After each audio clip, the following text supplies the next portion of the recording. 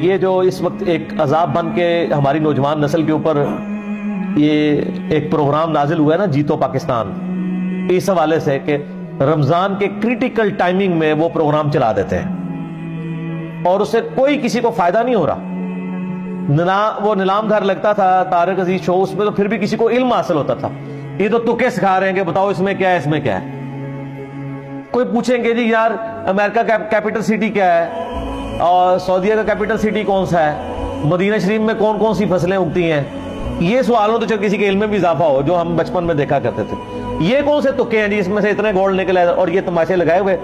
تو اس کا جو پروگرام کا ہوسٹ ہے نا، اس کی خوب کلاس لی شوکت صدیقی صاحب نے، اور وہ ان کے یعنی ٹی وی چینل کا وہ مالک تو خود نہیں آیا تھا، انہوں نے جو اپنا ریپریزنٹیٹیو، انہوں نے کہا جی یار ایک مہینے کے لیے اگر آپ اپنے اس ہیرو کو چھٹی کرا دیں تو آپ کے چینل پہ کوئی نقصان تو نہیں ہوگا، خدا کے لیے ٹائمنگ بدل دیں۔ انہوں نے کہا اس اوقات میں آپ لوگوں کو قرآن کا کوئی پروگرام چلا دیں، کوئی عربی سکھا دیں، کوئی قرآن ترجمے سے چلا دیں، کوئی قرآن پرونونس کرنا سکھا دیں۔ یہ پروگرام آپ سحری اور افطاری میں چلائے ہیں۔ آپ نے کن لوگوں کو لا کے بٹھا دیا ہوا ہے سحری افطاری میں؟ یعنی قوم کا جو ایک دین کے نام کے اوپر آپ مورل ویلیوز ان کی گرا رہے ہیں۔ ویسے تو آپ گرا ہی رہے تھے، جہاں پہ موقع تھا کہ دین سکھاتے وہاں بھی آپ نے ان لوگوں کو گھسیٹ دیا، سارے ایکٹر آگے لاگے بیٹھ دیے، اور پھر وہ جہاں علماء بھی جو بیٹھے ہوئے ہیں نا وہ بھی مسلط پسند ہوئے ہیں۔ کسی عالم کی جرت ہے کہ وہ عورت کو کہ مطلب تم ادھر بے پردہ کیوں بیٹھی ہوئی ہو؟ نہیں کہہ سکتا، وہ ایگری کرتا ہے تو وہاں پہنچتا نا، ورنہ یہ کہ جی آپ مردوں کو بلائیں یا عورتوں کے پروگرام میں عورتیں آئیں، ہمارے کام ہے جناب اڑیاں اٹھا کے پہنچتے ہیں۔ اور پھر آپ ذرا ان کو باتیں کرتے ہوئے دیکھیں جو مجھے کبھی ایک یعنی یہ ٹکٹکی باندھ کے جواب دے رہے ہوتے ہیں سامنے بیٹھ، اور آپ کو کہہ رہے ہوتے ہیں نظروں کی حفاظت کریں، تو پھر ان کی باتوں کا کیا اثرات ہوں گے؟ کس نے نظروں کی حفاظت کرنی ہے؟ یہ ساری کی ساری باتیں مطلب اس طریقے سے دل دکھتا ہے۔ رمضان کی نشریات میں گورنمنٹ کا کام ہے کہ وہ نوٹس لے اس طرح کی چیزوں کا، اور یہ بڑی سختی کے ساتھ جب پورنوگرافی کے اوپر آپ کے خلاف ایک آپ سمجھتے ہیں کہ مہم کھڑی کی گئی۔ آپ کو پتہ ہے نا دنیا میں بے حیائی پہ مبنی سائٹ سب سے زیادہ پاکستان میں کھولی جاتی ہے، اور اس میں بھی فیصلہ آباد میں۔ جب یہ رپورٹ آئی نا تو ہمارے ٹی وی اینکرز چڑھ دوڑے جی یہ اسلامی تشخص کو نقصان پہنچایا جا رہا ہے اس طرح کی رپورٹوں سے۔ بجائے یہ کہ آپ اپنی عوام کو سمجھائیں، ان کو نہیں پتا کہ پاکستان میں کیا ہو رہا ہے۔ نیٹ کیفوں میں عام لوگ اب تو نیٹ کیفے بھی ختم ہو گئے ہیں، اب تو بالکل ہی مسئلہ خراب ہو چکا ہے، ہر بندے کے ہاتھ میں ہو گیا۔ نیٹ کیفے میں آپ کو گدا گاڑی چلانے والے، رکشوں والے، جن کو انگلش ٹائپ بھی نہیں کرنی آتی، وہ جا کے نیٹ کیفے میں کون سی ای میلز کر کے یا گوگل میں کوئی چیز سرچ کر رہے ہوتے تھے، اور پھر وہ کیبن بند بنائے ہوئے ہوتے تھے وہ ساری اس طرح کی بے حیائی کی سائٹس کھولنے کے لیے۔ اور پھر آپ کہتے ہیں اسلامی تشخص کو نقصان پہنچا ہے۔ نقصان آپ خود پہنچاتے ہیں، اور جب کوئی ہائی لائٹ کرتا ہے تو آپ کہتے ہیں پاکستان کے خلاف، اسلام کے خلاف سازش ہے۔ سازش تو آپ خود کر رہے ہیں۔ تو یہ گورنمنٹ کا کام ہے کہ وہ ان چیزوں کا نوٹس لے، اور عدالتوں کی بھی ذمہ داری ہے کہ وہ مطلب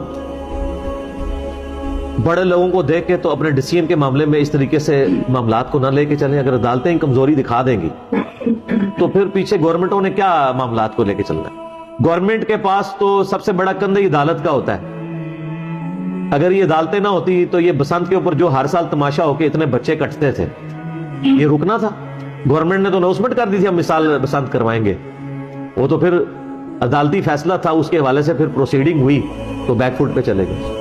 اگر گورنمنٹ پہ ہوتا تو یہ چائنا سالٹ جس کا کروڑوں کا بزنس ہے لوگوں کا، یہ چائنا سالٹ کی شکل میں جو زہر آپ کو کھلا رہے تھے جینو موٹو، اس میں بندی لگنی تھی اگر سپریم کورٹ ڈیسیژن نہ لیتی۔ آج آپ مارکیٹ میں جائے آپ کو نہیں ملے گا، کسی دکان میں نکلا ہے تو دکان سیل ہو جائے گی، نہیں ملتا۔ اگر عدالتیں نوٹس نہ لیتی تو یہ جو آپ کو زہر والی سیاہی کے اندر آپ کو پکوڑے اور سموسے بیچ رہے تھے اخباری کاغذ میں، یہ رکنے تھے۔ آج آپ دیکھیں سموسوں کی دکانوں پہ، پکوڑوں کی دکانوں پہ آپ کو وائٹ کلر کے کاغذ ملیں گے یا خاکی لفافے، کیونکہ سپریم کورٹ نے بندی لگا دی کہ وہ جو اخباری کاغذ کے اوپر انک لگتی ہے وہ مضر صحت ہے۔ سپریم کورٹ اگر اپنی ذمہ داری محسوس کرے اور ڈیسیژن لے لے، بسنت کے اوپر بھی سب سے پہلے صدیقی صاحب نے پابندی لگائی تھی نا، دیکھیں یہ ان کے لیے صدقہ جاریہ لکھا گیا، تو اس کے بعد سے بسنت ختم ہی ہو گئی ہے، ٹھیک ہے نا۔ ہر سال جب بھی کوئی ہوتا ہے نا تو کوئی نہ کوئی واقعہ رپورٹ ہو جاتا ہے، اور اب آپ کو تو پتا ہے اس دفعہ کیا کچھ ہوا ہے۔ جنہوں نے چوری چھپے بسنت والا معاملہ کیا نا، تو اس دفعہ تو پولیس والوں نے بڑی سیڑھیاں رکھی ہوئی تھی، دروازہ وہ کھٹکھٹاتے ہی نہیں تھے کسی کا، کیونکہ دروازہ کون کھولتا ہے؟ سیڑھیاں لگا کے ڈائریکٹ چھت پہ چڑھ کے بچے گرفتار کیے انہوں نے پولیس والوں نے اس دفعہ۔ کیونکہ وہ کہتے ہیں کل کو بچے مرتے ہیں تو تاریخیں تو ہم کورٹ میں بھگت رہے ہوتے ہیں. سب سے زیادہ پولیس کو خوشی ہوئی ہے بسنت کے اوپر بندی لگنے کی, ان کے لیے تو عذاب بنا ہوا تھا. شکر ہماری پولیس بھی کسی ڈیسیژن کے اوپر خوشی ہے, ورنہ تو کہتے ہیں والی کام ہی بڑھ جاتا ہے.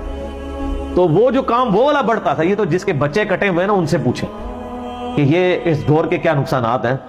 اور اللہ کا شکر ہے تو اس طرح سپریم کورٹ کی اور ہائی کورٹس کی ذمہ داری ہے کہ وہ فرنٹ سے لیڈ کریں.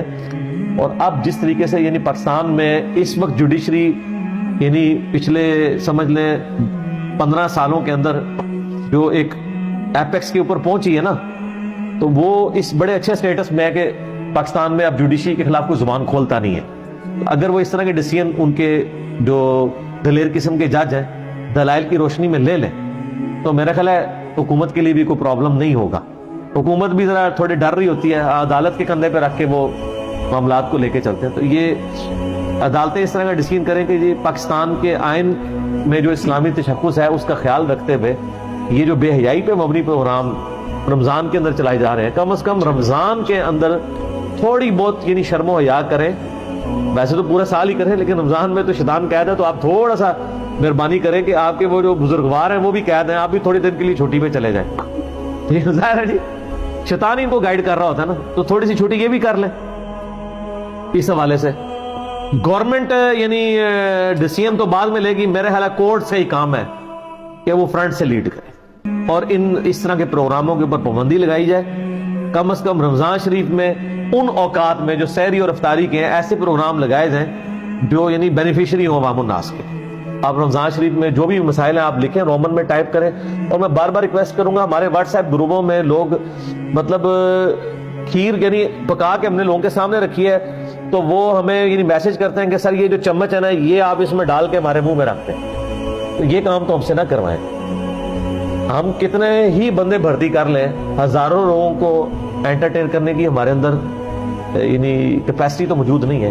تو آپ نے جو بھی مسئلہ لکھنا ہے آپ رومن انگلش میں ٹائپ کریں یوٹیوب کے اوپر جا کے, ساتھ میرا نام لکھیں, افطار کا وقت یہ لکھیں, نام لکھیں, آپ کو وہ اس کے اوپر پوری ویڈیو مل جائے گی.